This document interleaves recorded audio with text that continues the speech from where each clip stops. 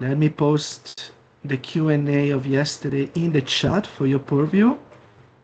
And then, do you confirm we can start, or there is any initial comment or question, colleagues? As usual, give me thumbs up, and I will delve into straight away. Thank you.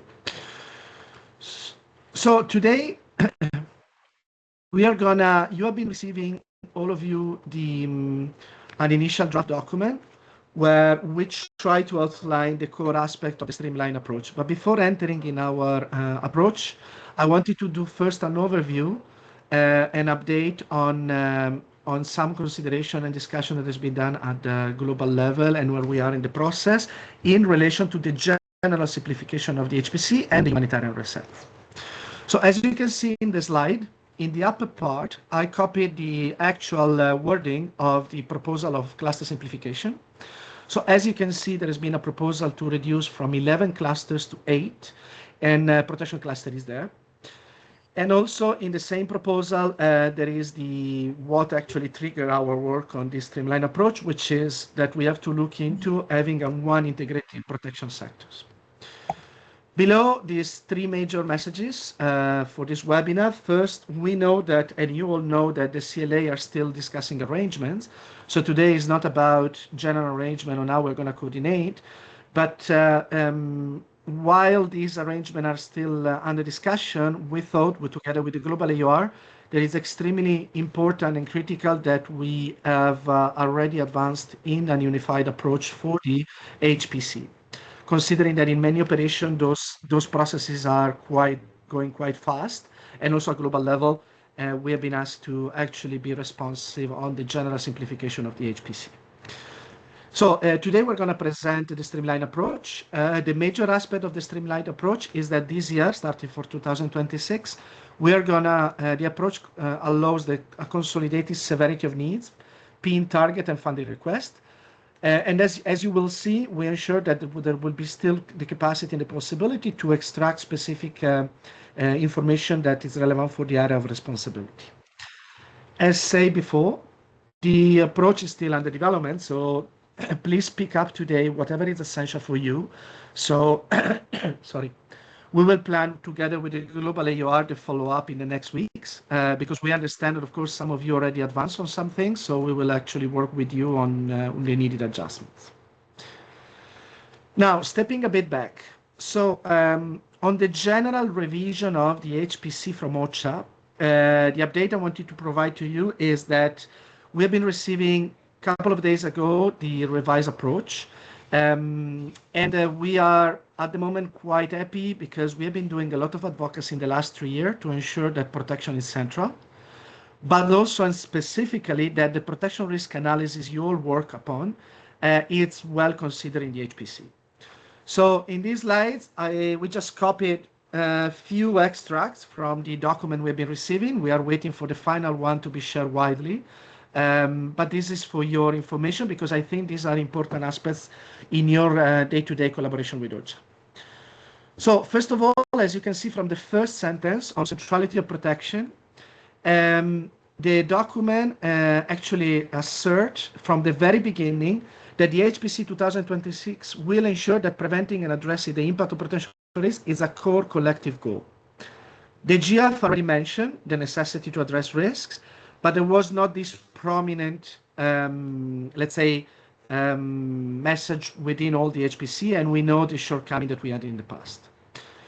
This relates also with the scope. Sorry, there is a Spanish translation. What you read there, alcance, but it's scope, which is the first step of the GF, as you know, where we also have been flagging some issues because the scope is normally done under a methodology that uses shocks. And there has been more tending towards natural shock and other type of shocks, but less considering protection. So what you can see there is interesting because we manage, together with other partners that have been very supportive, in advocating for the inclusion not only of conflict, but as you can see there, violence, coercion, and deliberate deprivation.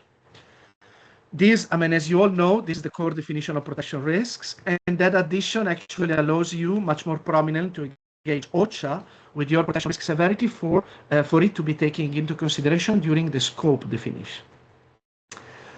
When it comes to the severity of needs, the definition is still the same as before. As you can see, the HPC 2026 guides collective multisectoral responses to the places where humanitarian needs, and here comes the interesting part, and protection risks are most severe. And also for the first time, they include a specific reference to the path. So this, we will know how it will play out. We know that from the wording then to operation, things change, but at least it gives us space to engage much more concretely OCHA on the protection risks analysis. On the intersectoral severity, if you were aware, the methodology includes 5 what are called outcome indicators, which are indicators that are used to revise the intersectoral severity. Within those outcome indicators, there is one on human rights and IHL violation that was not properly used in the past. So here you can see that the sentence now make a bit more of accent of the use of that outcome indicator, and in particular to build evidence base regarding protection risks. So as you can see, we managed, compared to the past, that the protection risk analysis is much more, should be much more considered in the upcoming HPC. We didn't copy all the other aspects. We will share a communication afterwards, but just to tell you that in terms of methodologies on PIN targets and so on, the OCHA has been proposing starting, as they call them, starting formulas. So as you can see here on people targeted, the starting formula is 100% of the PIN 4 and 5, and maximum 50% of the PIN phase 3. And then for the financial requirement for this year, has been the formula suggests to use people target in 2026 per total costed per person 2025. Lastly, on the side of the response plan, another element to simplify the HPC globally has been to standardize the objectives. So some of those objectives have been already used in several countries, but now the proposal is that all countries use the same objectives. So, and for us, it's important because we have a second objective related to protection, which is protecting safety and rights. Even though we will follow up with all of you, we suggest that we really pace and organize our response across all objectives. That objective should be the one core for the centrality of protection, but for us, it's important that protection is recognized as a strategic objective. Now, before entering in the detail of the methodology of today, what does it mean for us, for you specifically in the coming months? The first part is on the scope. We know that certain operations already started the scope definition, and some other didn't. As you can see in the slide, we have been engaging OCHA very actively on this in the last months, and the agreement that we reached is that OCHA colleagues in country should coordinate with you to see how to use the protection risk severity assessment that you have been done, the most updated one. The idea is not that we push for the entire use of the data set, since the definition of shocks look at what is systemic. So we have to be careful, but that depends on your coordination with OCHA, that, for instance, certain risks are fundamental to be proposed in the scope, related to attacks on civilians, for instance, presence of mine, forced displacement, those that are really systemic, and not other risks that are much more the consequences of specific threats. But what is important for now is that you should know that if OCHA doesn't reach out, you can reach out to OCHA during the scope consultation in order to present and discuss the possible use of the protection risk severity assessment and other data you might have on protection risks and the PAUs. When it comes to our own severity and PIN, I will not delve into it. We said it before, and we will see today all the details, but nothing changed in terms of the dialogue with OCHA, besides presenting one consolidated protection sector set of information. And then lastly, as briefly introduced before, when there will be the intersectoral severity exercise, it's fundamental that you and OCHA coordinate for the use of the outcome indicator on human rights and IHL violation. That indicator, I think I put one of the answers in the chat already. We have a methodology that has been piloted last year with OCHA and OECHR. is based on the risk severity assessment and other data. So here, our suggestion is that start early this coordination with OCHA. Let us know the timing when the intersectoral severity will be ready, and then with our colleague Kashif and the AR colleagues, we will support in the calculation of that outcome indicator specifically.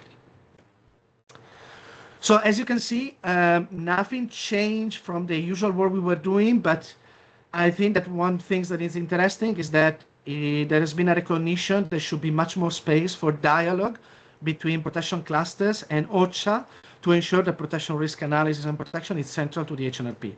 So keep this in mind in the next weeks and in your coordination with OCHA, and keeps us posted in every development. Because also we agreed with the global OCHA team that any issue in a country, we can have a dialogue at global level to try to resolve it and help you out. Having said this, this was the intro, but before moving to the methodological part, which will be presented to my colleague, I let them present themselves. I would like to do the first pause. If there is any question, reflection, we have quite time, so we have 2 hours. So please raise your hand or put your question in the chat. So let me pause and over to you, colleagues.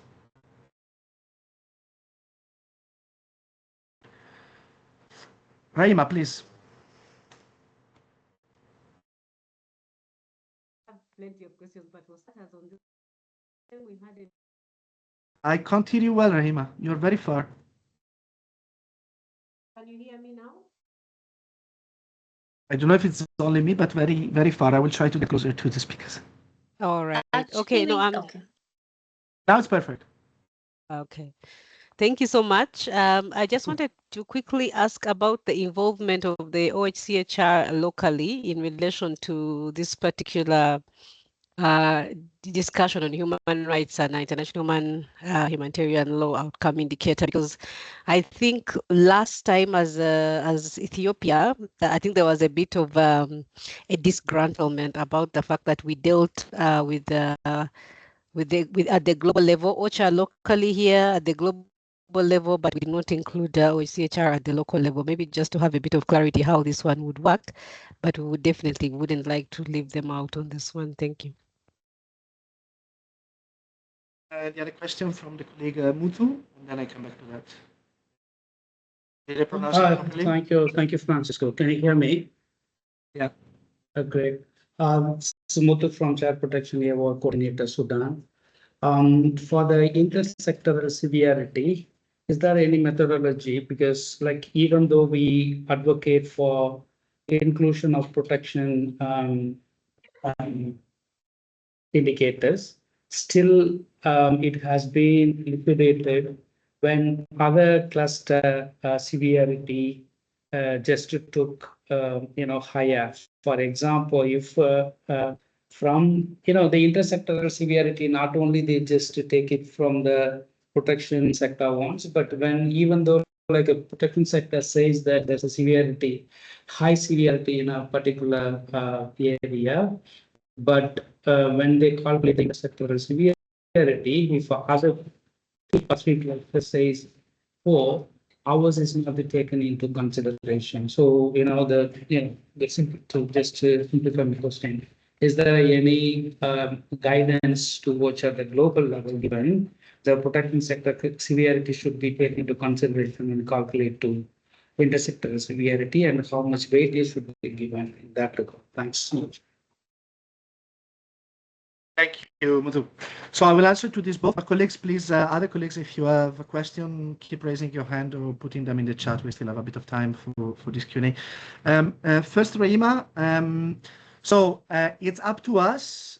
I mean, it's not defined, but it's up to us at country level to liaise with OHCHR. So OCHA, even at global level, let's say the focal point for this outcome indicator is a cluster. So they reach out to the cluster. Then we strongly advise to have this liaison with OHCHR. So we can see together then on bilateral basis for Ethiopia, but what would be for me the ideal approach is that OCHA reaches out for the outcome indicator. If there is OHCHR active in country, you have a dialogue with OHCHR, and then we take it on after that. The global methodology, last year we could use a global data set from OHCHR, but we understood from the humanitarian research, they don't have that data set anymore. They're active in all countries.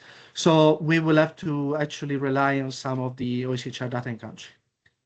Mutu, on the intersectoral severity, yes, there is a methodology. I don't recall specifically, but in the document, one of the things that we advocated is the following. The methodology for severity 4 and 5, the intersectoral severity 4 and 5, it's very specific. If I recall, it's at least 2 sectors, but please, Rofan, Christine, another colleague comes in, at least 2 sectors have to be at 4 or 5 to be markets 4 and 5. But there is a new note that I didn't put in the slide where OCHA commits that if there is one sector that has severity 5 in certain area, that area will be discussed in the intersectoral workshops to possibly elevate it for the intersectoral severity.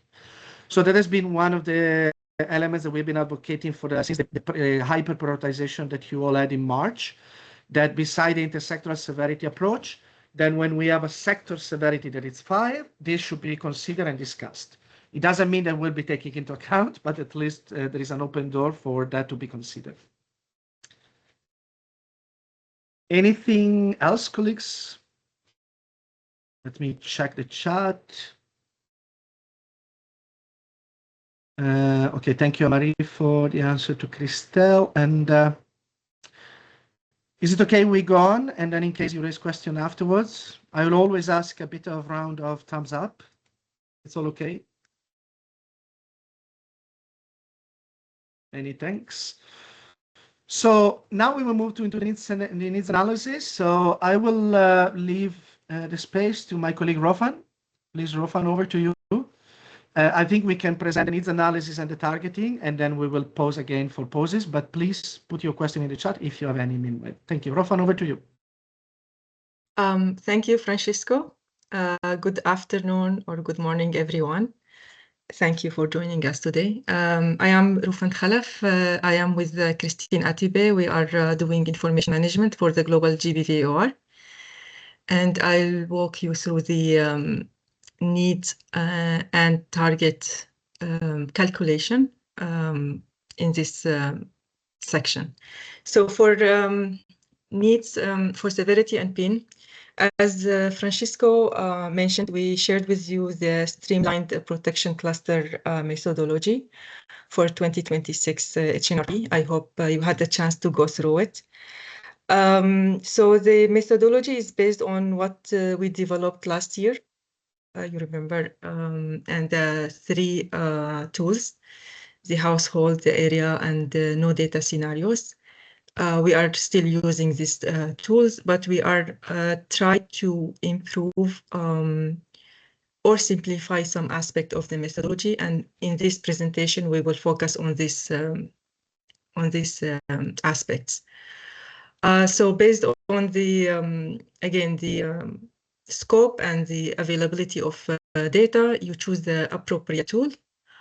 And then for the indicators, last year we shared with you a very comprehensive indicators data bank covering all AORs and distributed across the 3 protection pillars of PINs. So looking at the indicators used mostly in context, we tried to identify a set of core indicators from 6 to 10, distributed across the 3 protection pillars. And we encourage to not go beyond this 6 to 10 indicators. Of course, if available, if not, then as usual, there is a flexibility to use alternative indicators or context-based one. We will show the indicators later. As for the severity, as I mentioned, we are still using the appropriate tool. And then to calculate the, using the indicators and the tool, you calculate the severity for each pillar. And then we are using also, as last year, the protection risk severity score as a control.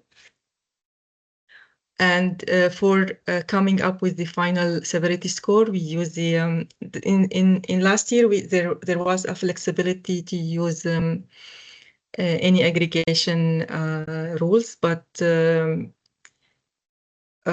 for next year we strongly recommend to use the average or weighting, and refrain from using the max because OCHA is really questioning it, and to just reduce the back and forth with OCHA. So please use the average or weighting. To come up with the area severity, the final area severity score, we are still using the 20% rule. So the same methodology as last year. For people in need, we start with the, of course, the affected population baseline that is usually shared by OCHA, but we build on it the another layer, which is people exposed to risks. And for this, the global team will support you to produce this baseline. We ask you to share the affected population baseline shared by OCHA with the global team, with your analysis of protection risk, of course, and then the global team will get back to you with the people exposed to risk set. For the PIN, we'll use the percentage of severity in each thresholds from 1 to 5. And the PIN for the protection will be all people under severity 3 to 5. We introduced acute and moderate PIN in the last methodology. So the acute is the 100% of severity 4 and 5, and the moderate is 100% for severity 3. As I said, overall PIN will be 3 to 5, but if in the context with OCHA is decided to take different percentage for severity 3, then we need to align with that. Yeah, so this is regarding the overall or consolidated protection severity and PIN. For the AORs, the methodology allows extracting them by AOR, and we will use the same methodology. Again, the purpose or what we're trying to do is to simplify the process and make it consistent across the protection and AORs and across all operations as well. So the AORs, we will also use the core indicators, but only those relevant to the AOR.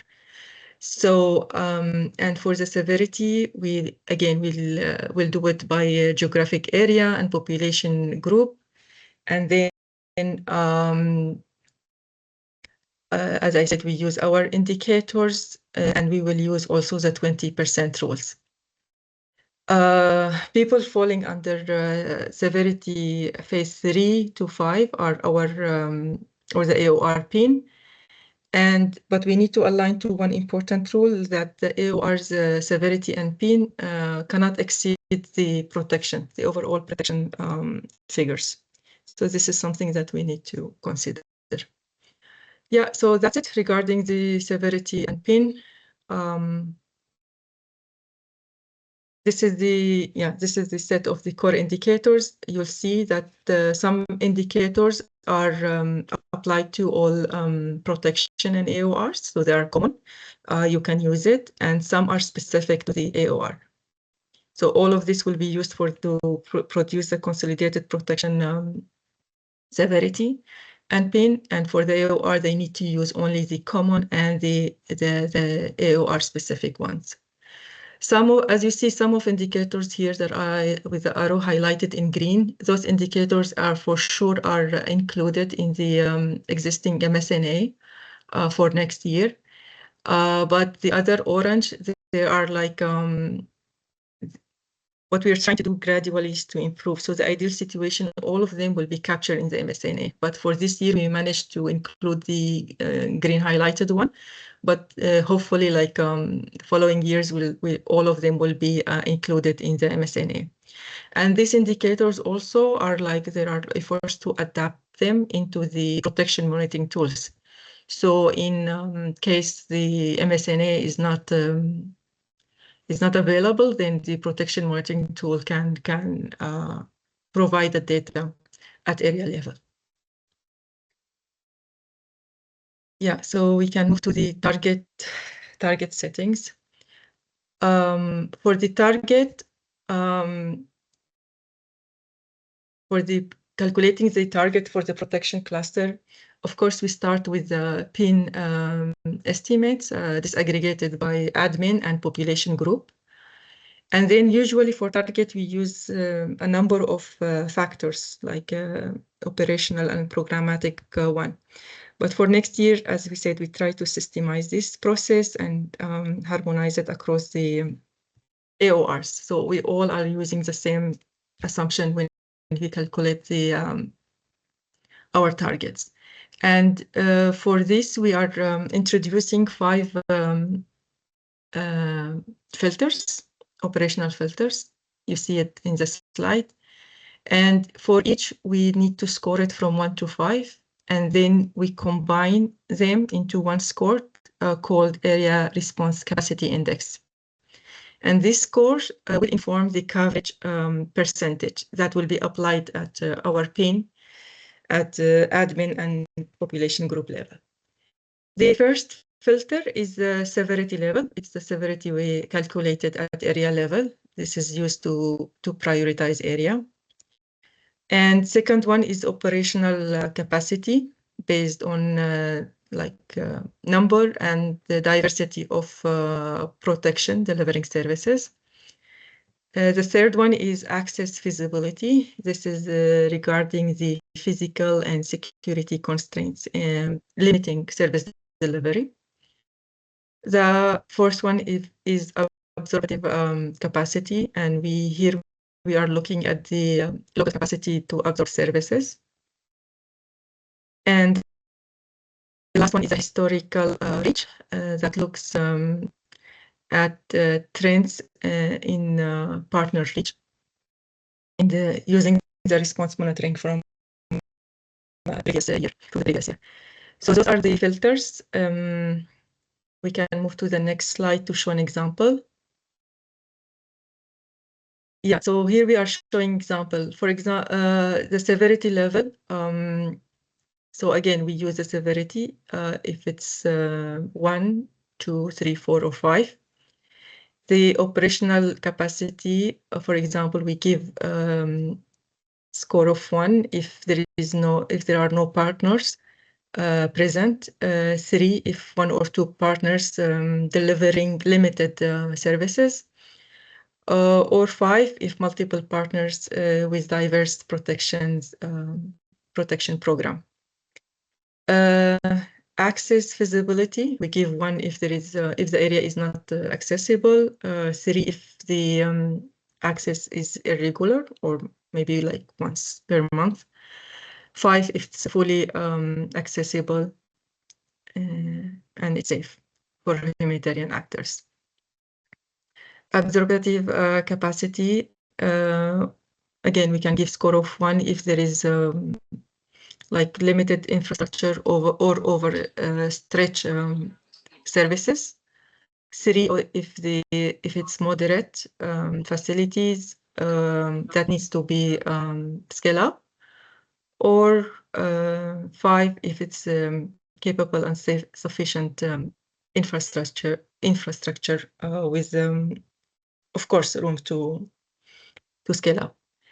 The last one, the historical reach, we can give 1 if there are no previous reach, if there is no previous reach. 3 if there was like partial reach, or 5 if there was a sustained and effective reach. So you give a score for each, and then you add them up to come up with one score. And then we use this table. This is an example table to convert the composite score into a coverage percentage.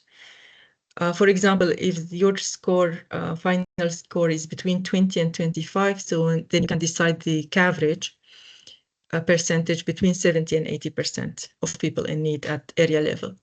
If it's between 15 and 19, then you can take between 50 and 60%. If it's less than 15, then you can take 40 or less percent. In the table below, you'll see two examples, just to show how we are using this filters scoring. So for district X, if the severity is 5, if there are like 3 partners, we give it a score 4. If the access is full, then we give it a score 5. If the absorptive capacity, if it's moderate, then we give it 4. And then if there was like historical reach, we give it 5. You add them up and you end up with 23. And then you can decide again this with a coordination and maybe involving partners to decide on the percentage of 75%. Location-wise, with situation a little bit different. So severity is 4, and there is only 1 partner's present. You gave it severity 2 for this. For access, it's once a month, so we give it 2, low access, and then the absorptive capacity we give it 2. It has like moderate capacity, and for historical reach, it seems like there is very limited reach last year, so we gave it 2. The total score for in this case will be around 12, which is less than 15, so we go less than 40, and in this case we assign it 35%. Yeah, so this is to help deciding or calculating the target. Once you get the target by area, by population group, it's very important to disaggregate it by age, gender, and disability if possible.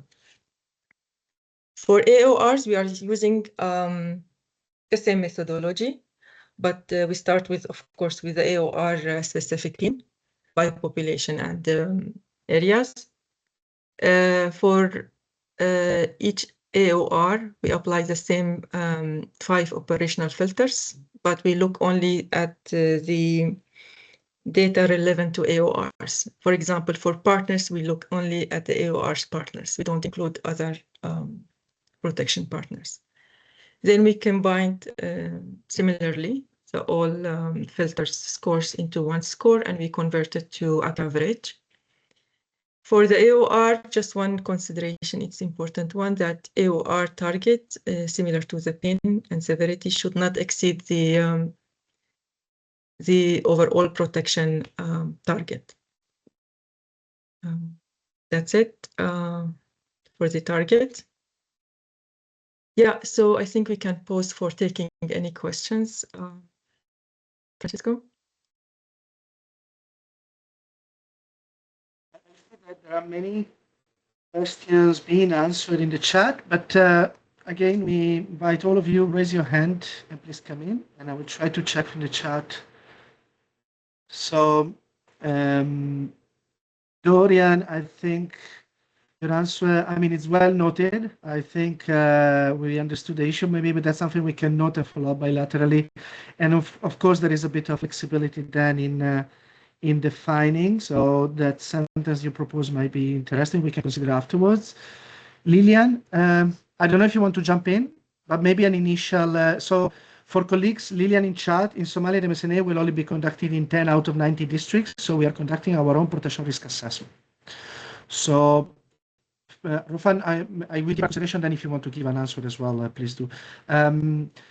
The general, we know that we did work with the MSNA, but not thinking that the MSNA will be the only indicator, the only information you use. So in some other operation, some of those indicators we've been aligning it with our own protection monitoring, but of course we can look at other type of sources and data that we have across all the areas of work for the inputting in those indicators and having proxies. I don't know, Rofan, if you want to comment as well on a situation where the MSNA is good. The Scarlett, I think you received the answer. Let me know if you want, if it's not clear, if you want to come in. Lilian again on how, if it has been agreed as part of the GF severity tree, how do we go about that? So if OCHA decides a specific percentage of severity tree, as Anne-Marie answered in the chat, that's the reason that is left to you as a country operation to revise which percentage of severity to be used to align and in alignment and discussion with OCHA colleagues. Then Bidita, one question about partners. Can we include non-humanitarian actors, for example, relevant government counterparts? If they are protection partner, for sure. What we put in targeting is protection partner, and often we have governmental counterparts as protection partners, specifically in the area of responsibility. But I don't know, Vidita, if your question went beyond that, so please raise your hand and let me know if it didn't clarify. Mutu, can I invite you to actually tell us your question so I don't read it through? Thank you. It is like, the country level also, so reprioritization plus boundary setting exercise is being pushed to happen. So the boundary setting exercise, which just says, for example, if we just see in localities with the intersectoral severity 4, no more than 30% difference between target to pin ratio versus people reached in 2024. So these type of documents, it's not, guidance is not in our overall protection target settings. So how do we just go about, because when we are just calculating all this, then that's a form of boundary setting and reprioritization cut, and whatever exercise we just made, it might just look fast at some time. So how to engage from the beginning is taken into consideration while we are doing initial exercise. Thanks.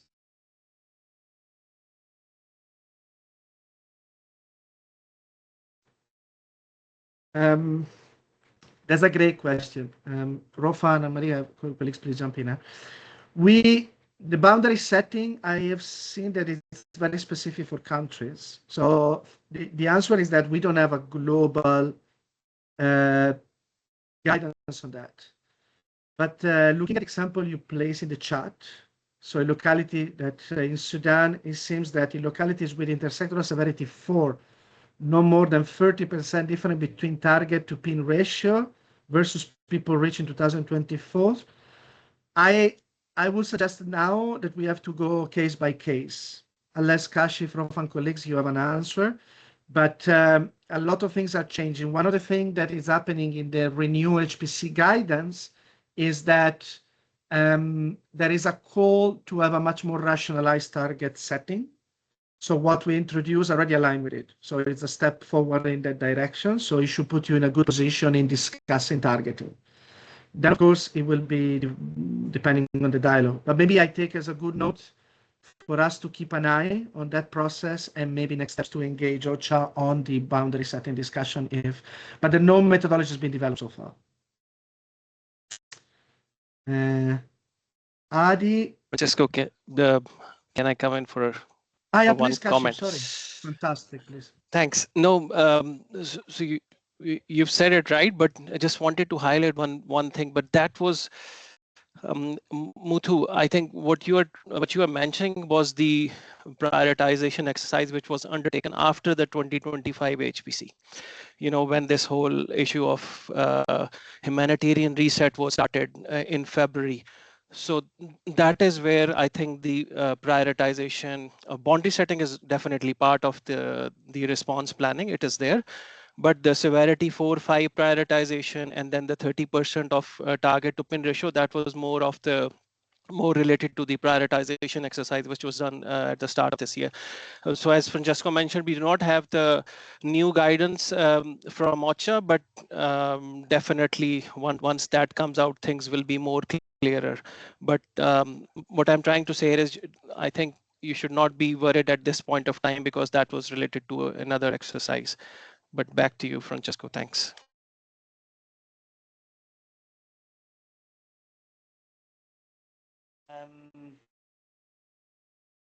Honestly, I feel that in general the other are answered, but colleagues, please raise your hand. Any other question, doubts?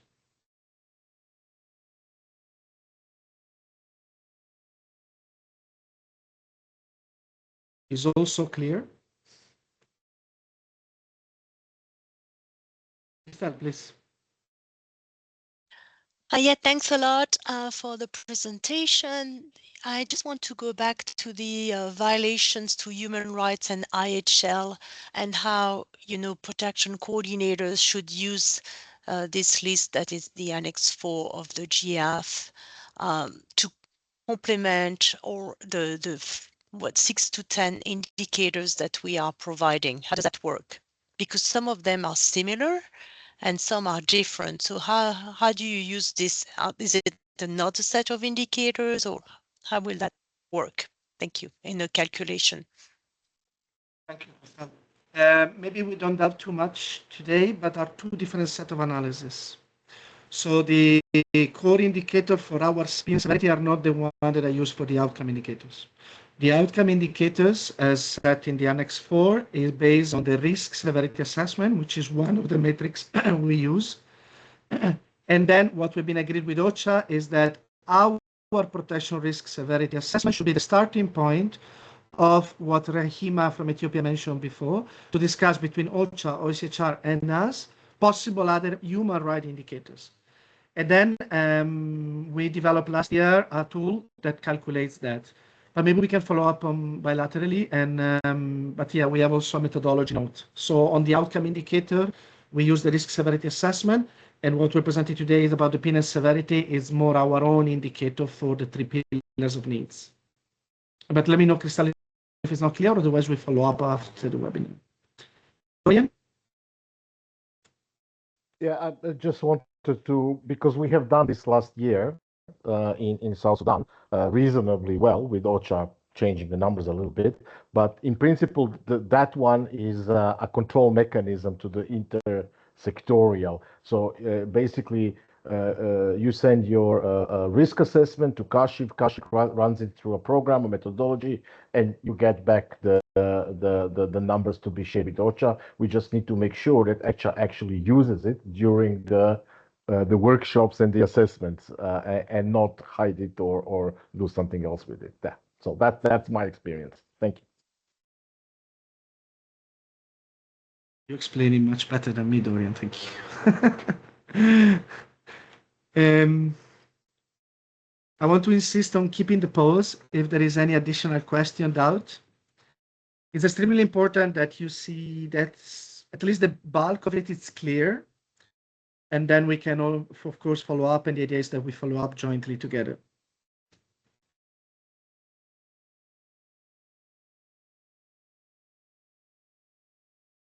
Dorian, please. Yeah, sorry, I have a question on the third part of the methodology, this assessments of absorption and all of that. So that is reasonably new to me.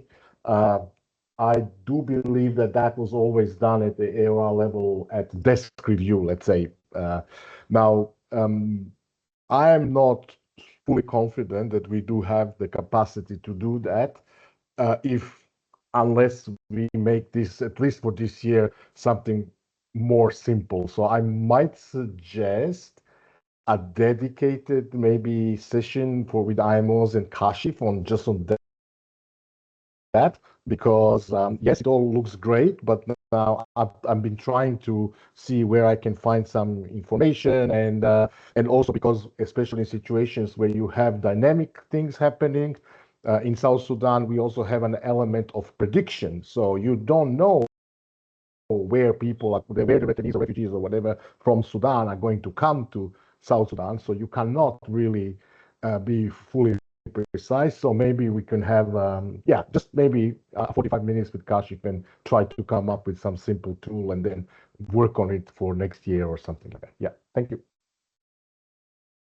I will not answer for Kashif. Kashif? Sure. I imagine That's a thumbs up. But yeah, so as soon as I'm back from my leave, definitely we can have that, Dorian. Good suggestion. Rahima? Yeah, for Ethiopia's case, I think you don't have to answer this now, but just giving you a heads up as well, that this time around is going to be tougher, where the government still does not really believe in our methodology, the JF. So I think there could be lots of changes that are going to take place in terms of accommodating the government, because even us as the protection clusters, I speak this afternoon soon after this meeting, we already have a meeting with our counterpart in the government to tell us what their methodology should look like or is, and then how ours should also, how we should fit in into their methodology. So I'm just sharing this information, but I think we said we'll have a bilateral, but there could be lots of changes for this particular year for Ethiopia. Thank you.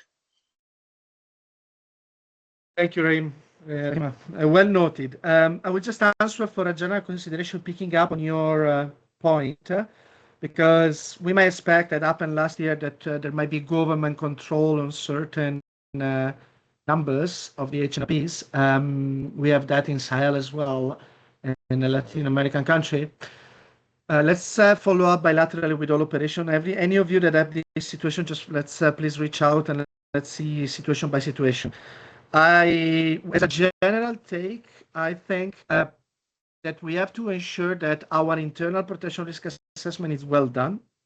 So we have that, and then we have our own numbers and analysis of people exposed to risk that we can use and to reflect upon, at least, and then we'll see what will be the mingling of the government on the overall HNP. I'm just saying that because we can retain a bit of potential numbers and figures for us in case there is any advocacy to be done, and that's just my general consideration. But well noted, Rahima, and yes, for any situation of governmental interference, please reach out and then we can see case by case. Thank you. Christelle? Yes, I'm looking at this question of operational capacity and the presence of protection actors. Are we at what time frame are we looking at? Because what we've been seeing in the past, 6 months is many protection actors losing a lot of staff due to the funding cuts, and we can anticipate that this may continue. So are we looking at the presence of protection actors expected from January to December 2026, or as it is at the time of writing the HRP? Thanks. Francesco, can I just come in for Christelle? Maybe then you can also complement, but my understanding is when you're doing the HNRP, so you are looking at the needs, the risks, needs and response at the current time frame. So that is what you would be looking at in terms of operational capacity at the given point of time while you're writing or doing your need analysis. So that's the understanding. But Francesco, if you want to complement, over to you. Yeah, thank you, Kashif. I'll take Musa and then maybe I don't know if it's related. Musa?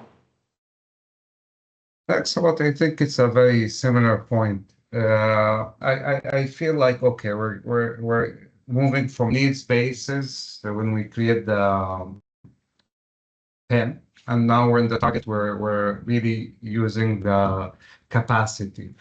Now, it doesn't mean that the need does not exist. Maybe we have no access, maybe we have no capacity, and then are we going to create a third category to compare the difference between the need and the target to see, okay, we have a lot of need, but we are not able to target there. And then this calls for advocacy.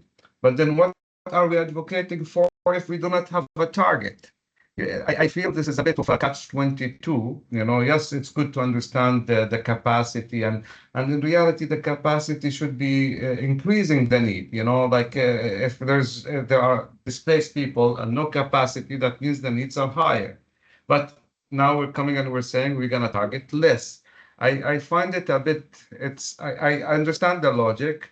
I see that OCHA is trying to keep the target, or we are trying to keep the target reasonable based on our capacity. But I also think it's a bit, it's a catch-22 that we really need to think of. The result will not reflect the needs at the end, and we'll have a huge need that will be not targeted for. So what if we will be able to get the capacity and advocate and get the funding and get the partners, then these people are not targeted. So what do we do then? It's a bit not clear. Thank you.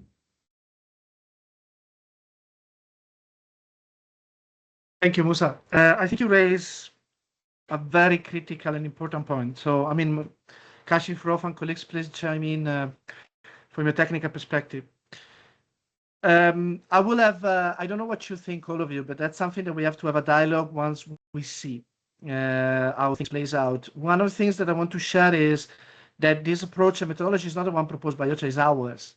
And from our side, the perspective was to have, we've been, not just us, but in general, there's been a little critique on the way we're targeting, because there is a sort of solid approach. I mean, we can take it with caveat. So the idea is that at least as a backend for the way we present targeting, we have a solid approach. Then, as usual, as said also at the beginning of the webinar, let's follow case by case. And then we can see, even now, once after this webinar, please dig deeper in the methodology. And as said, we are finessing some aspects, so we can still revise certain things. My general comment is that the situation that will be a lot of needs that is not going to be answered to is a reality, and it's something that we will have to face. So at GPC level also, we're thinking, and also with the global AUR, which kind of advocacy we should do. It's clear that using just the number of people in need is not useful, but one of the things that the donor appreciated, at least from the protection sector in the last year, is that we've been able to say, these are the needs, but we can't target them, or we can't even calculate them for targeting because we don't have the capacity. So no answer to you, Musa. If it's okay, we take note of the comment as specifically for revising in the next weeks, that part, and then follow up bilaterally with all of you, if it's okay. Kashif, colleagues, Rofan, if you want to. Yeah. Kashif first, Rofan. I just go in that order. Sorry, Rofan. Yeah, just wanted to highlight, Musa, that's a valid point, but I think the most important thing is that the need is highlighted in the need analysis. So when you're doing the HN part of the HNRP, you highlight the need, and obviously when you come to the targeting, response planning stage, if you don't have the capacity, if you have access issues, obviously, then that is an issue. Obviously, you're not going to target all those people who are in need if you don't have the capacity there, if you have access issues there. But what I want to flag is that it should remain part of the need analysis when you're doing the HNRP, and then also they can be prioritized if access improves or funding increases. And then the actors can be mobilized to address that gap. But having that highlighted within the severity map of the needs for the protection cluster, it should remain there. In terms of numbers of people in need, it should remain there. But when it comes to the targeting, as I said, the prioritization, it can be prioritized through advocacy, in case if the access improves or funding increases. But over to Rufan. Yeah, thank you, Kashif. Actually, my response goes in line with what you just said. That's why we have needs analysis and response planning. So needs analysis should be comprehensive and cover all the needs. And this we need to keep it as our, there is no negotiation. Like even OCHA, when they decide about people in need, they don't negotiate. So people in need is people in need. We cannot go and reduce people in need. But when it comes to the target, we need to be realistic about our capacity and access issues. So and because the targets inform the funding, the financial requirements also. So we need to be realistic about these figures. That's why we are limiting the targets and with the I say again the operational and programmatic filters. But this will not. That's why we always have the mid-year review, and we need to always do this progress and gap analysis and highlight those areas that is to ensure that there is no one left behind. So to include it in our narratives, in our advocacy efforts. But for here, we are just focusing on numbers. So that's why we may be, but we're not trying to exclude anyone.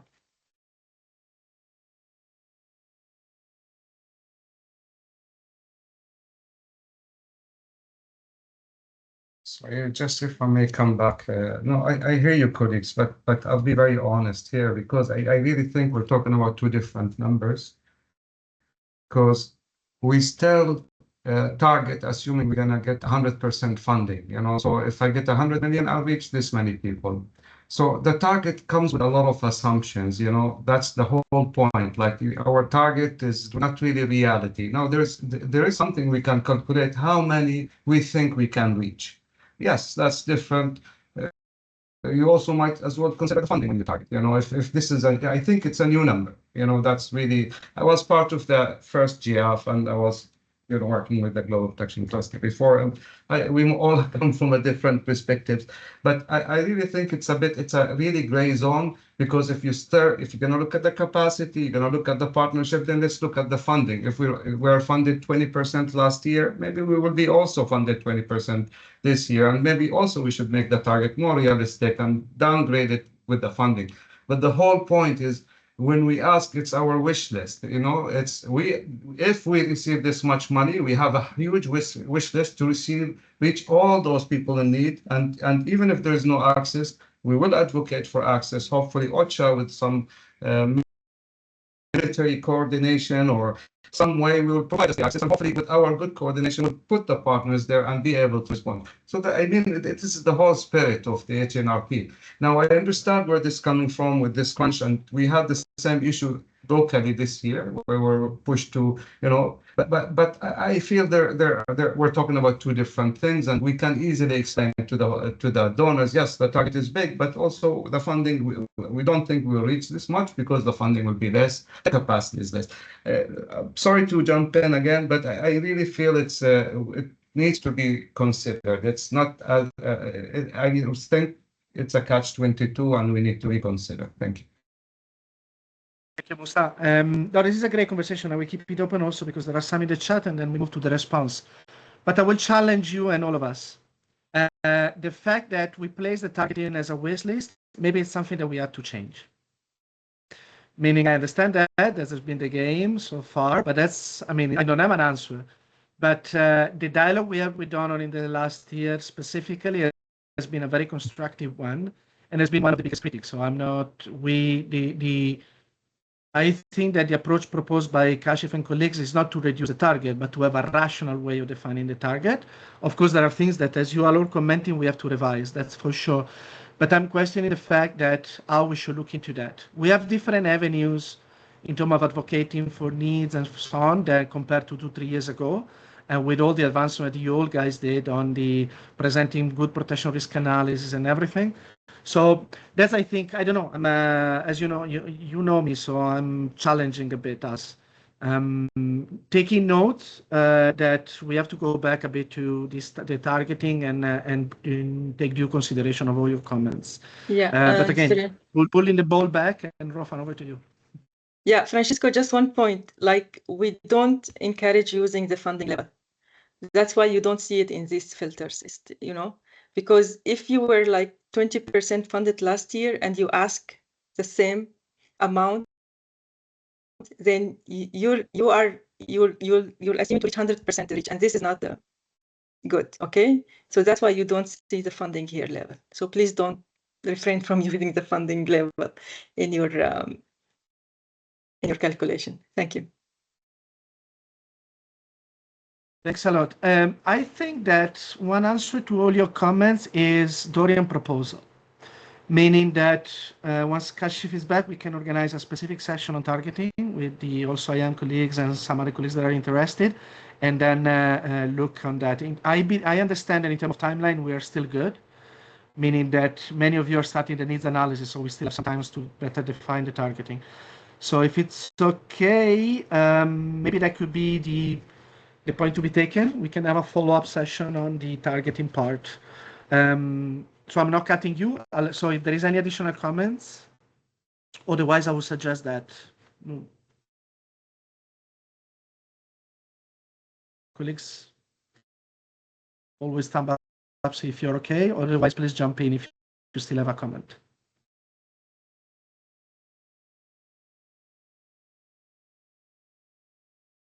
Christelle, I see you're chatting. You want to still come in?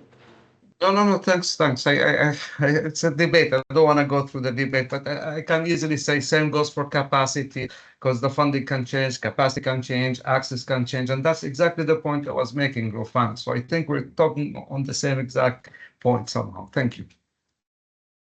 Thanks a lot. Christelle? Yeah, no, thanks a lot. And, I just returned from leave, so I'm not fully up to date on all the discussion. But I just want to try to understand what's going on and try to forecast a little bit what's going to happen. So let's take an example of, let's say, Sudan, right? If in 2025 we said, okay, there were 10 million people in need of humanitarian assistance in Sudan, right? And then with the new methodology proposed by OCHA, which wants us to focus exclusively on the level 4 and 5 severity, does that mean that, okay, the people in need will be, let's say, only 6 million in Sudan, okay? And then when we go to the response and the people targeted, you would expect that, well, since we are focusing on people that are the most at risk and the most in need, then our response should target closer to 6 million and not less, right? So I'm just going to understand if we are trying to limit the number of people in need, focusing on those who are really most in need, so that the people we target are now closer to the numbers of people in need as we assessed. Don't know if you can comment on that, because then after, but then we need to be realistic, because we don't want to set up ourselves for failure, whereby we would say that there's 6 million targeted, but maybe we just have funding and capacity to address the needs of 4 million. So then we leave a gap of 2 million. Then, should we highlight that in the response to say, based on our estimate of how much money and how much capacity we will have, there will still be 2 million people that we will not be able to help, although they are assessed to be in the level 4 and 5 severity. So just trying to think about the narrative that all the protection coordinators are going to be able to, we will have to defend in the future. So I just wanted to start thinking a little bit about that. Thanks.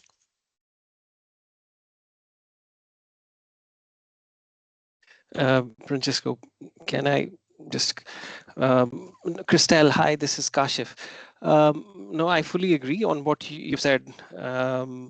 But just one point here, but otherwise I fully agree, as I said.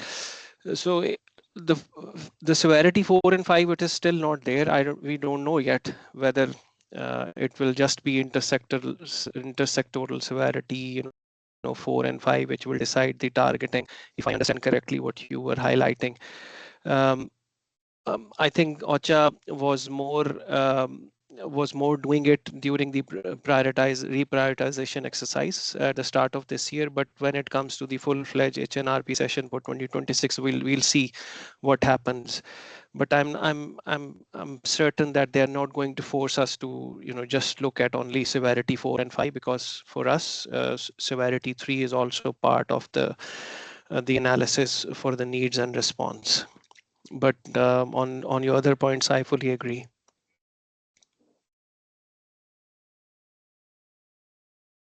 Sake of time, since we have to still go through the response framework, may I suggest we move on, and then if we are still time at the end, we can continue the conversation. Colleagues, it's okay. Christelle, it's okay for you? Yes, thank you. So I think I'll pass now to Christine. Are you there? Thanks, Francesco. Hi, yes, I'm here. Thank you.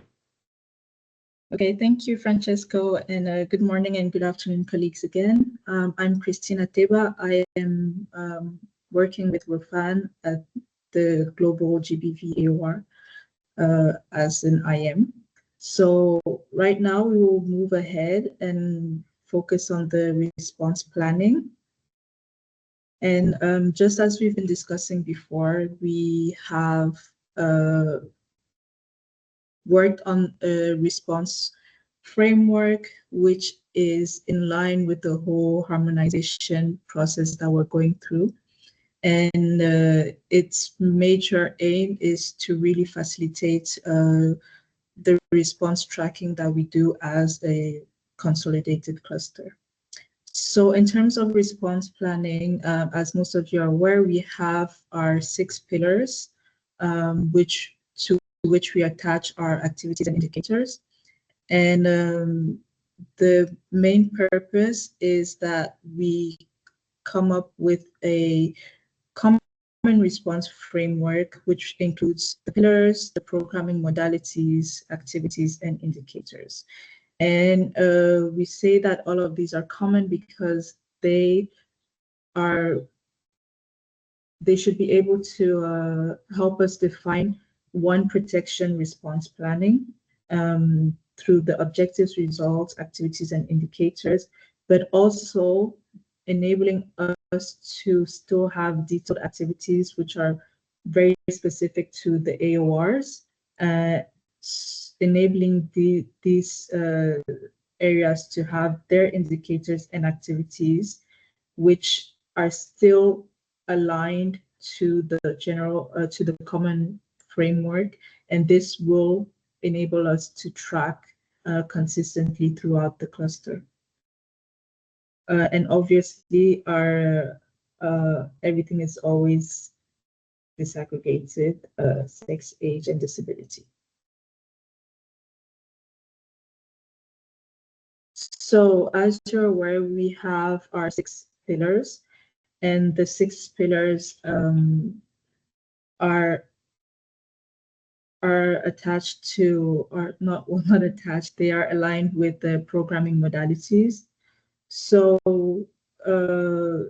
these core programming modalities, they really are there to help us to define activities and indicators which will allow us to actually respond to the specific protection risks.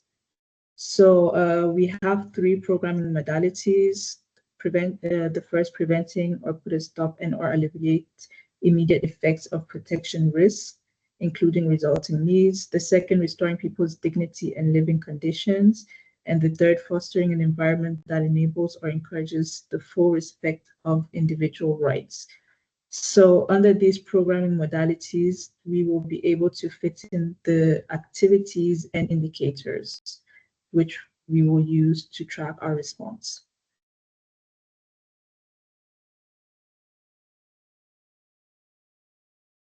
So here, this is just a resume table of the pillars and the programming modalities which fall within each of the pillars.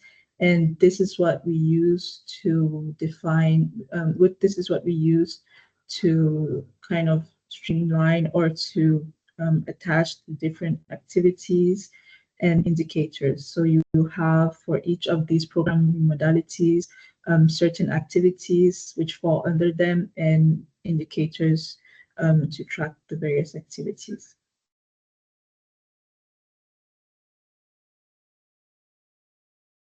So as we are aware, we have on the field, we have our partners who are the ones who will be implementing the activities, and we will most likely find ourselves in a situation where partners have different activities. And this is normal because, you know, each partner may have their specificities in what they can provide as services. But the main objective of this common response framework is that we're able to attach activities for partners, specific activities for partners, into a common activity, common indicators, a programming modality, and a response pillar. This means that no matter what the specific activity is that the partner is implementing on the field, we can link this to our response framework through the common activities and indicators and be able to track the response as as the whole cluster. And for this case, this is just an example, but here you see that you have the partner's activities on the left side, and this can be linked to the common activity, which is establishment, support, and adaptation of safe and inclusive spaces or areas. And for these activities, we have 3 common indicators under which what the partner is carrying out as activity, we can track data using these common indicators. And then this will be tied to what the programming modality, which is assistance and support to ensure safe spaces and environments, which is tied to the pillar provision of target essential services and individual assistance. So this is really just an example to show you how, despite the specificity that we will have on the field and with partners, we're able to streamline it or harmonize it to a certain degree to really facilitate our response analysis.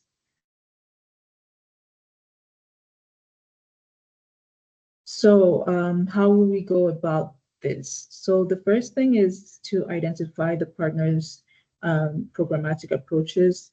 As we saw in the example, we will first of all have to, map and look at all our partners and what their different activities and programs are. And then we will have to align this to the common activities in the framework. And of course, we need to always ensure that we, have a context-based definition of the programming modalities and relate these to the appropriate response pillars. So the second step will be the scope, to scope the capacity of response. So here, what we do simply is that we will, in each context, define a logical framework in which we will then, have discussion with partners and see where the activities fit in and what it is exactly that their activities are responding to. So the different needs or protection risks that they're responding to. And of course, this means that their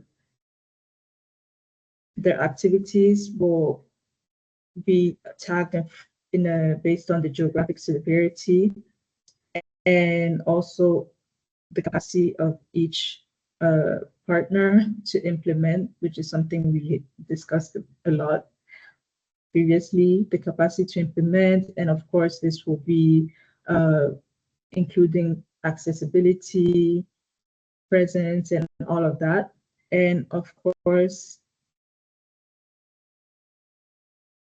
we will see how these common indicators can measure success responding to the needs. So as I mentioned earlier, what is going to happen is that this common response framework will enable us to measure how we are really responding to the needs, because we all know protection is not tangible. It's not something that we can easily see or count the impact or results. But through this framework, we hope that we can have a more, concrete method of actually measuring our response.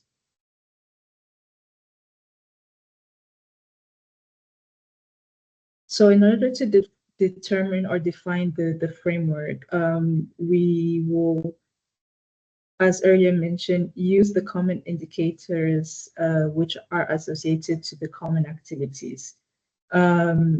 So the most important thing is to be able to align activities, specific activities which partners may have, to any of the common activities that are listed and to common indicators so that we can track this throughout.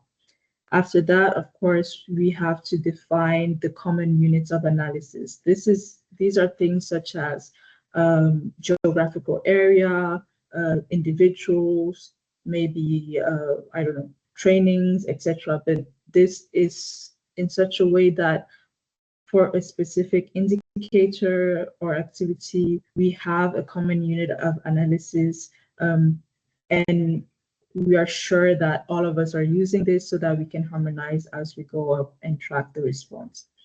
Of course, we have to adapt the language to each context. We know that this is something that is very important because we have some contexts which are very sensitive compared to others, and we know the importance of, using specific language. So as mentioned in the beginning, pillars and programming modalities can be used for the definition of the common objectives and results, and we highly recommend that you use them to facilitate the tracking of the response. And obviously, we have also enabled the use of specific AOR indicators according to their own frameworks. And it's the same logic. It is just that we align these specific indicators for these areas of responsibilities to the corresponding common indicators and common activities. And therefore, the only discussions that will have to be done at your level will be to really see how do we monitor these specific AOR indicators. And once that is done, it's just easy to go through the common framework that will be developed and to track the different activities and indicators. So that is for me, for the response framework. Over to you, Francesco. Just take 2 seconds to add some points on funding, and then we will open for questions. On the funding side, I mean, I will be very quick because nothing changed drastically from what you already do. So funding estimation will be based on target population size per response type, standard unit cost, and projected operational cost. One of the elements that we think we suggest on the using of the framework is that if possible, it potentially can be helpful on the costing. Seeing the common activities a way to harmonize costing across partner areas and everything, or if you don't want to run a complex harmonization exercise, then using the programming modality, which is it's a higher category that might be easier to not have complexify too much the costing. Of course, we will have to follow up together on a case by case. We didn't work that on the costing methodology. The standard unit cost applied, of course, by services.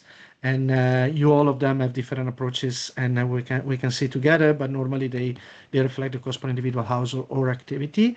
And then the total funding will be the number of target individual by the respective unit of cost for each service. I think it comes as a given. And the funding will, as per everything we discussed today, will be consolidated as one. So we will have one consolidated funding request, but we are of course still discussing, and we are keeping an eye together between the GPC and the global AUR on now to ensure that there is visibility of funding per the area of responsibility. So what we've been doing is simplifying the way to get to it, and then we're in and then having the consolidated one. At least as a minimum to show the consolidated funding, and then we are looking into the visibility and the possibility to calculate the funding per each of our areas of work. Having said that, in terms of presentation, there is just a slide on next steps that we can take up at the end of the webinar. So now I wanted to open if there's any comment, question on the Christine presentation and on the response frameworks. So please, colleagues, as usual, raise your hand.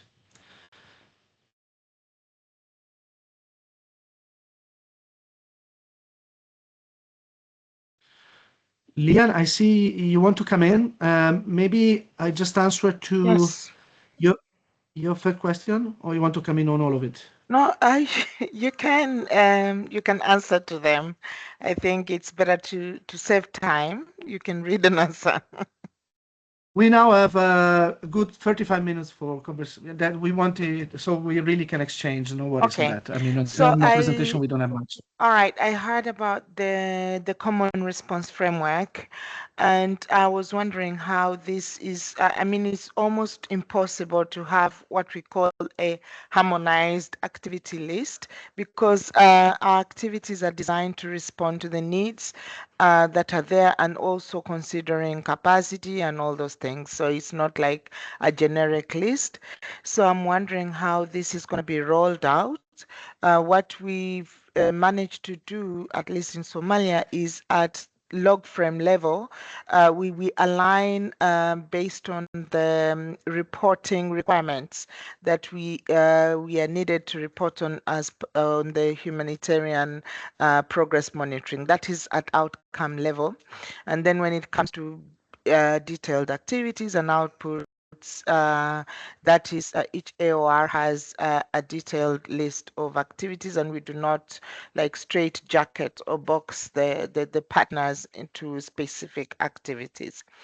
Then on the aspect to do with the funding requirement on the costing, the harmonized costing, I was we even for common activities like case management, like mental health, psychosocial support, like awareness and all that, the costing differs. For example, EORE, explosive ordnance risk education, could be $10, whereas for general protection, whatever, it is $1. Or for case management, for child protection, per case for CAFAG is up to $4,000, and for non-CAFAG it's slightly less. So I think when it comes to aspects to do with harmonized costing, I would really strongly suggest that we maintain the unit and activity-based costing that we have already, started to do for some time, than having an harmonized costing with like protection class. I will say we also do case management, but their case management is $20. And then we are stuck with probably $300. So it gives varied, and it's a bit difficult to balance. So these were just my two. Thanks.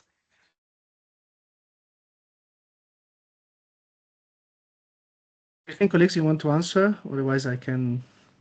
So yeah, Francesco, so maybe for the aspect on the response framework, I think from what we're trying to do is that we won't have one response framework that will be used in all the countries.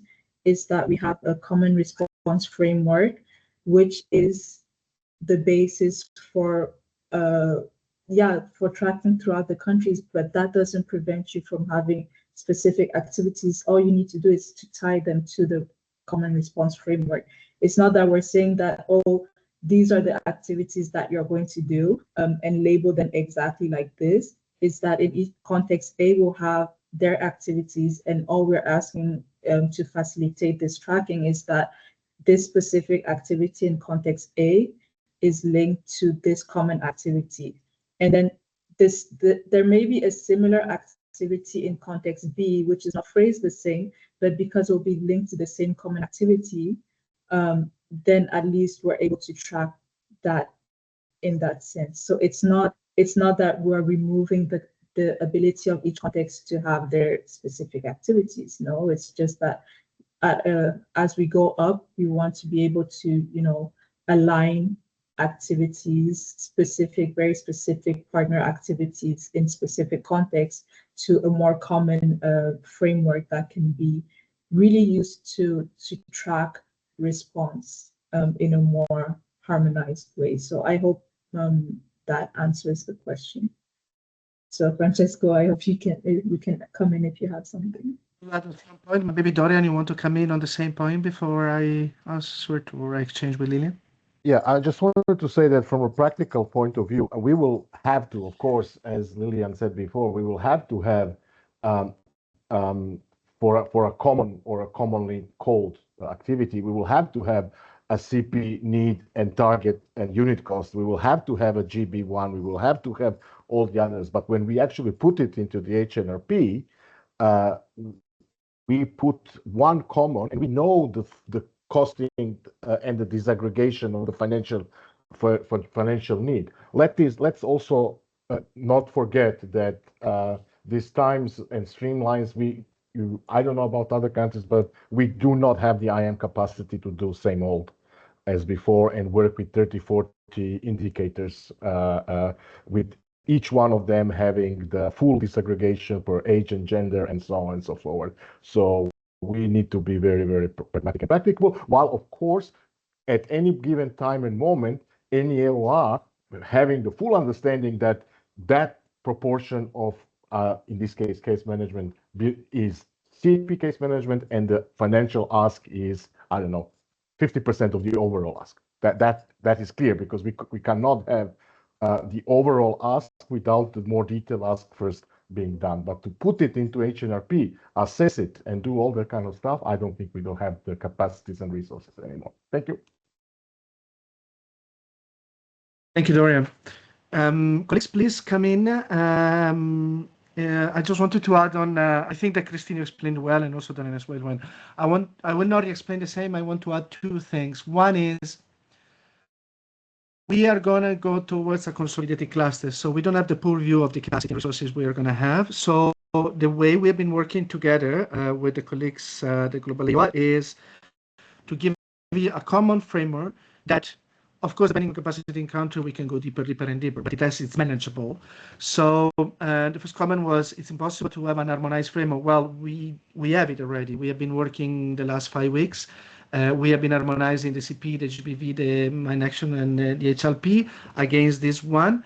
So the goal is to have common pillar, common programming modalities, and common activities that are used for our aggregation and external presentation. And then, of course, at the tool and the framework itself allows any type of disaggregation that is possible and any type of monitoring as it was done before. As Christine said, the idea is not to it's different harmonizing from integrating. We are not doing an integrated framework. So harmonizing means that, as you have seen from the example that I left in the slide, you will have the possibility to actually identify exactly which specific activity are. But as Christine say, we will have to just align them with common activities, which are the one that we finally will use in the HRP for the presentation or for external presentation, because it's more manageable and it's comparable. But please, Lilian, come in if that answer to your question. But I see Adi. Adi, you want to come in as well? Yeah, and then Marie, I will let you speak about that.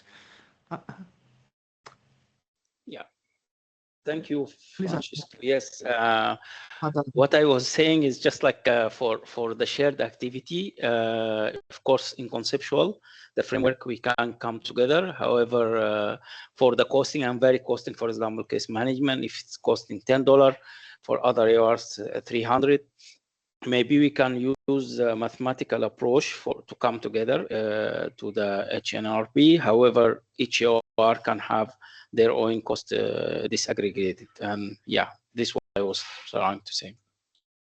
Thank you, Adi. No, perfect. Absolutely. Marie, over to you. And then Lilian, I come back to your question, because I think that we addressed at the beginning, but we will come back to that. Marie, you want to provide an overview of that inputs on activity info? Or I can do it if you want. Yes, I hope you can hear me, Francesco. Now, yes. Okay, good. No, just to remind colleagues also that in addition to the reduced capacity, we also need to have this common framework to for the new platform that will be used for the response monitoring. So basically, this is something that I think even at the CPAOR, we're already thinking about having something that is more harmonized. But now with this reset, I think it's just obvious to go for a common framework so that it simplifies life for the IMOs, definitely, but also for the response monitoring. So just to add that. Thank you.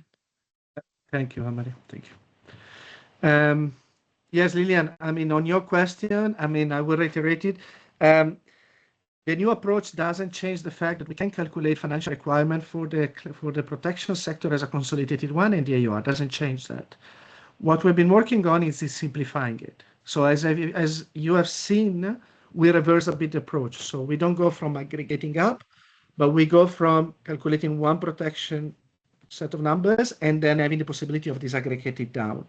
Why we did this? Because in those cases where we might have just one IM for all of us, double heading, then it's going to be otherwise impossible to do the work as business as usual as before. In terms of financial requirement, that's a core GPC and global AUR advocacy that we will have to ensure the visibility of every area of financial requirement, so that will not change. Christelle, a great point. We can follow up with the colleagues at the IAM if there is, or if operation, maybe that's something for all of you. If you have any good methodology of costing at country level, areas, AURs or others, please share them with us so then we can maybe work with Adi and other colleagues on those mathematical calculations that we will have to do at a certain point. Any other comment or question on the response framework?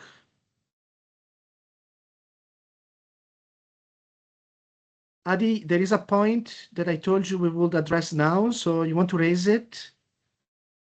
Since we have some time. Thank you, Francesco. Actually, my point is already discussed during the meeting.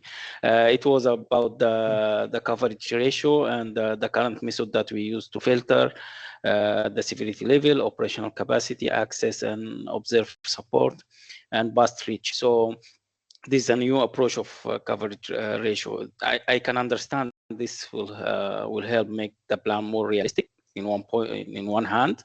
But it may leave out the most vulnerable people who have no access or ability to receive help, which is like most of them, it is in severity 4 and 5. So we might actually lose targeting the most severe people in some areas.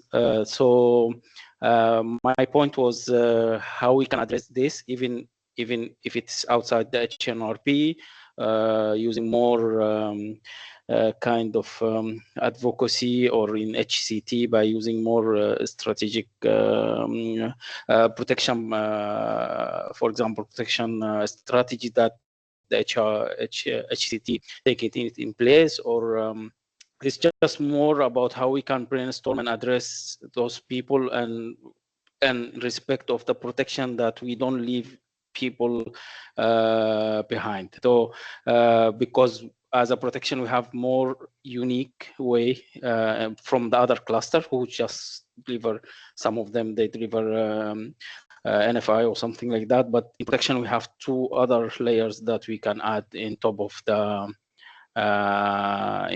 the just simple in-kind assistant.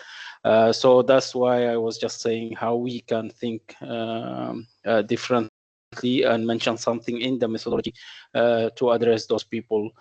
They are in most vulnerable and in need, and they need to be targeted outside of. In the same time, we need to be realistic to address the people we can based on our capacity. However, we don't forget the people that outside of our capacity by doing more advocacy and political level, strategically thinking how we can do that. That was my point. Over to you. Thank you, Adi. Yeah, I have a reflection on your point, but maybe Mais, you want to intervene on the point, same point? Me? You are muted still.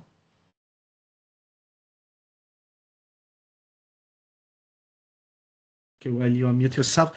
No, Adi, that's a great point, and we totally agree. I think that's a reflection we have to maintain and keep doing in the next months, because I think the poor view on even how the HPC will look like, even if the OCHA presented a simplification, I don't think we have it yet. 2 things to share that we are building upon that I think you work well. One is the donors and that we've been engaged in the past years, but also other partners, they have been quietly appreciating the fact that now we also look at the people exposed to risk. So we are able to highlight those pockets of population that are impacted by protection in general, which might not be necessarily in need, but they've been appreciating that very much. And they are asking us to have a dialogue in how to use that much more in order to address needs that fall beyond the HNLP. So that's a dialogue we have, and we can explore it together and we can expand it. The second, that has been one of our major advocacy points. Some colleagues in the call, Johan and others, are there since the beginning of the discussion on the simplification of the HNRP. As a protection, as GPC and global AUR, the message we always put in the table at global level is we should stop focusing only on the HNRP. We have to think the HNRP in combination with other type of actions that need to be done to address the needs. Because we really felt that the focus was how do we simplify the HNRP while the HNRP only is just limited. So that has been our advocacy, and actually we didn't put it in the slide, but in the recent, in the last steering group of the HPC at global level, they added the sentence we actually proposed, that any needs analysis to be seen in combination with other approaches at the HC and RC level to actually address needs in country. So these are not solving the issue now, but we will have to work together on. Hence why we are trying to be a bit more, let's say, not specific, but solid in the way methodologically we present needs and target, because this will give us a lot of leverage. Because in the general advocacy thing, at the moment, we still think that we will advocate for the highest number of needs, but it works a lot to advocate for these are the real needs. This is as much as we can do, but we need donor, we need other actors to do this and this and that. Otherwise, protection will not be solved. We know that our protection activity, they don't solve conflict. Palestine is one of those examples. So we are continuing that advocacy up and beyond the HNRP, but I agree with you that I think it will be good in the next months, once we finalize the methodological part, that we work together on that side, because that will something that I think we all believe in it. Thanks a lot. Any other comment, question, reflection? As you can see, it's a very open, it was meant to be a very open conversation, so we can really see critical aspect that we didn't consider so far. We still have a bit of time to engage some aspects. So, Mr. Musa. Just since the subject is opened again, I think as well, like these indicators, they fit into the needs. If I was not able to deliver assistance last year, if I was didn't have the capacity, the need was there, it should at least increase the needs. Now, again, if you want to at least compare the two and maybe advocate for those separately, like you said, that would be something. But then we could also reflect the figures in the need in these locations. I was in Iraq, Mosul. If we planned for no Mosul, no one had access. It was blocked for years. But we still planned for it, and what happened? We were able to respond. So. But I mean, we also need to think that change can happen during the year. So I hope you will come up with something, because I really think the point colleague raised is very important, because these are the most in need. We're not going to just ignore them and say, oh, we cannot reach them, too bad. You know what I mean? So I hope we find some solution. Thank you. Thank you, Musa. Thank you very much. Yeah, I think none of us have the full answer, but I think in the next months, once now we get the ball rolling on a bit on what is needed for the HNRP, we should refocus us as in general as a sector exactly on what you're saying, how we present well, and what Hadi said, how we present well those pockets of country that sometimes are at risk, where there are huge needs, but are not considering prioritization. That I think is a fundamental aspect. The good thing of the approach we have now is that we control our protection risk analysis, we control the people exposed to risk, while we know that the overall intersectoral pain and severity, then that's biased by, it's beyond the sector, so we have much less control sometimes. So that's also where we can play something. Thanks for that, Musa. Any other reflection for us to pick up, or comments on what was presented? Last minute doubt, even if we already explained it, that it was not clear. So while I let you thinking, maybe just to tell you the next steps. With this approach, I think we already started in the last 2 years, but now with this, all of us, GPC team, Global AR team, can support you. So please, in the next days or so, we will share material but we're still working on the approach. So pick up what you have seen that is critical in your country to be adapted and so on, or any type of support you need, reach out and specifically let us know the timeline of the HNRP so we can plan accordingly. So the idea is that in the next week, we follow up with all of you bilaterally and much more strongly. We are waiting. We have received at the global level the draft HPC revised proposal document. As soon as that become public, we will show it with all of you. But the core aspect for us is what we've been presenting. So expect that. We don't know when communication to OCHA focal point will come out. So we don't have control of that, but we will keep you posted. Then on the response framework, so at the moment, we have been mapping activities, harmonized the overall response framework with the existing AUR framework. So we have that, but we are planning to work between now and September to actually finance the indicators, finance the units of analysis, finance the much more complex aspect. Also because we are trying with our colleagues of the Global AUR, and please all colleagues come in to add the point. We are also trying to revise the way we monitor. We are trying to be completely honest with you. We're trying to look at indicators. They don't just count things, but in a way we are better able to show, I want to say the impact, but not just what we deliver, but much more related to what the results. So we're also revising the indicators and so on. So bottom line there, please share with us in the next week or whatever work you already have on a response framework at country level. Beside the one we have, if there is a need to incorporate anything. The idea then is that now the HNRP season started, then with all the inputs and back and forth with all of you, as we did last year, we are going to finance and revise the methodology. So the idea we present you the core, but of course the idea as usual is from field application to finance it in order to finalize it for next year. So again, back and forth is always appreciated. And we are still in dialogue with the REACH MSNA. So as discussed before, we managed to just include 5 core indicators for the MSNAs this year, but we are in dialogue to actually ensure that whatever MSNA is coming or whatever multi-sector mechanism will be put in place in the future, our core indicator are considered. And the same as some of you know on protection monitoring, we are revising. We did that in Syria. We are doing that in Haiti. We are doing in some other countries.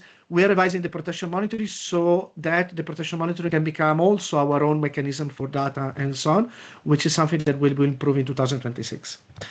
And then we in some of the consultation in the past months, we said we will develop an online tool for the initial calculation of the severity and pain.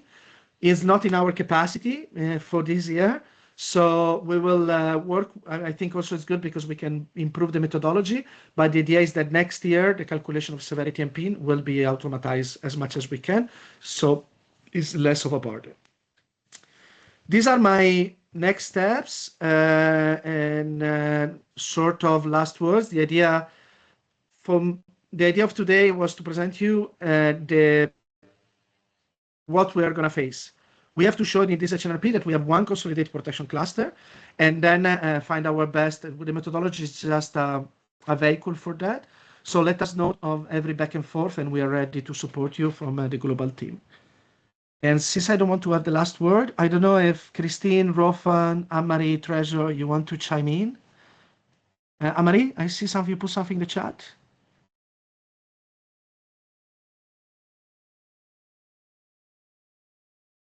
No, I'm not typing in this chat. Sorry. No, it's Anne-Marie McKenzie. Sorry, I read Anne-Marie. Maybe Anne-Marie, you want the other Anne-Marie McKenzie, you want to come in?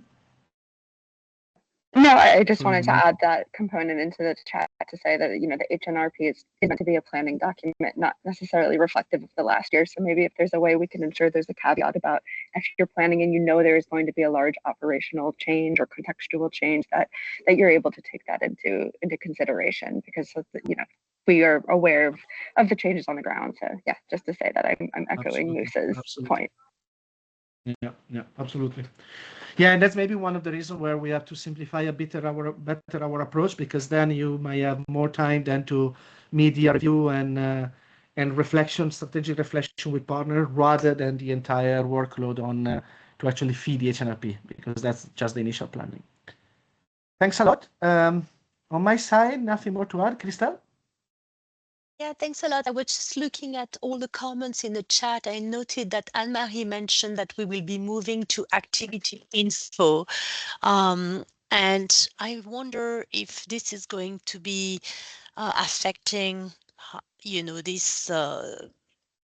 this planning process, this response planning, and if there will be maybe a briefing later on the implication for the protection cluster. Thank you.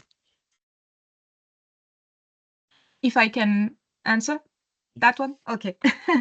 No, just to say that that's exactly the opposite. It will facilitate the move to activity info. So it's really to facilitate everything in terms of having harmonized common activities indicators to put into activity info.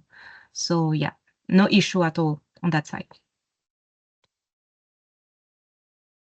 In terms of timing, Christelle, it's basically what Ben shared with us. We still know that in theory in October there will be a rollout. So we just all came back from holiday. So in the next weeks, colleagues, we will reach out to OCHA to understand if that rollout will happen and in which way or form. So that's the reason that also having the framework ready from our side will depend a bit on that timeline. Unless Ben, I see you in the chat. You want to add anything else on the activity info reflection updates? I don't think that I have any additional new info. I'm also just getting back from vacation, so I think what you have is recent. Thanks a lot. Colleagues, any other comment, question, reflection? Otherwise, thanks a lot from my side. Again, Christina, Marie, Rofan, if you want to add anything, otherwise we can close the session. Yeah, maybe Francesca, if you don't want to have the last word, but thank you. Just to mention that, yeah, I think it's the first year and we still have a couple of things to adapt, and it's really just we're opening up to you guys as much as possible. Feel free to reach out to any of us, like Francesco said. We're really happy to help, especially given the tumultuous times that we're going through right now. So any support from us is really open to all of you. So really feel free to reach out and we will do our best.